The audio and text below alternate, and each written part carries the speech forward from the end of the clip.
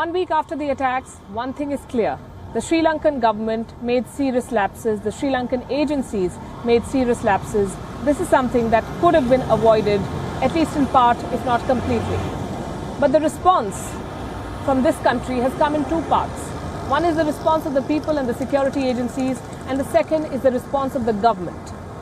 In our next report, we take a look at how the Sri Lanka story can be understood in India. What lessons can India draw from what Sri Lanka has gone through?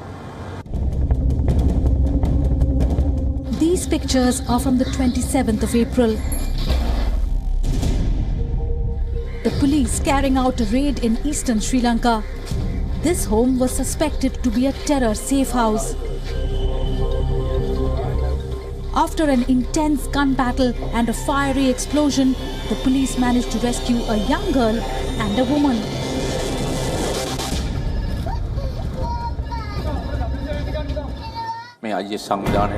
It began with a vow from this man. The President of Sri Lanka has vowed to secure his country after his government failed to prevent terror attacks. මහා ඛේදවාචකයක් අපි බලාපොරොත්තු නොවිච්ච මේ සියල්ලත් එක්ක අපිට හැකියාවක් තිබෙනවා මේ සම්පූර්ණ මර්ධනය කරන්න. They are walking the talk. The security establishment has launched a tough crackdown. Multiple raids and arrests have been done in the last week. Their brief is clear: eliminate the terrorists, whatever it takes.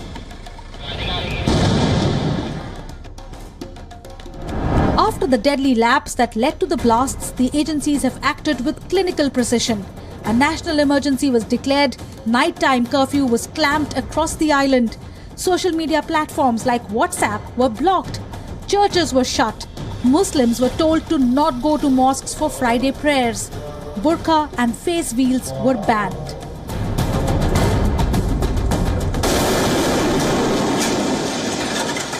The measures sound extraordinary in an age where the slightest of curbs invite protests in the name of freedom and human rights. But Sri Lanka did not hesitate to do what had to be done. And more importantly, the citizens are cooperating.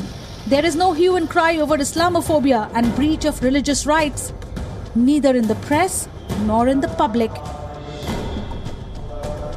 The effectiveness of the Sri Lankan response may be arguable. The boldness isn't. And this response has a key lesson for India, a close neighbor and a country dealing with terror. Contrast the Easter blasts with the terror attack in Pulwama. While in Sri Lanka, the family of one of the attackers had been arrested, in India, the family of the Pulwama bomber was interviewed by the press and they were found justifying the attacks.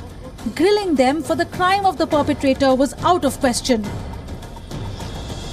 In Sri Lanka, security agencies have blocked access to some public places. Frequent checks are on across the capital Colombo and places of worship have been shut down.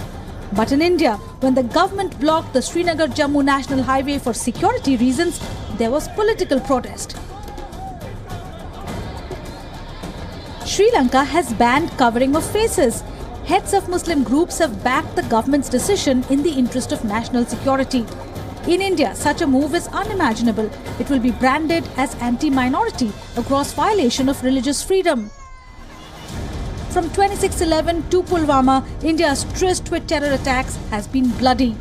But the lessons the society has learned seem few and far between. The 26/11 attack was beamed live across television channels. Investigators believe that the handlers of 26/11 terrorists were monitoring the Indian media in Pakistan. The live coverage allowed them to dictate the movement of terrorists. The New Zealand shootings were live streamed on Facebook. During the Pulwama attack, Jaish-e-Mohammed used the digital medium to spread images of the suicide bomber. Sri Lanka took no such chances. It blocked social media websites to curb the spread of fake news and propaganda. There is no candlelight vigil against high-handedness, no headlines screaming intolerance. Sri Lanka is putting national security above everything else. Bureau Report, WION, World is One.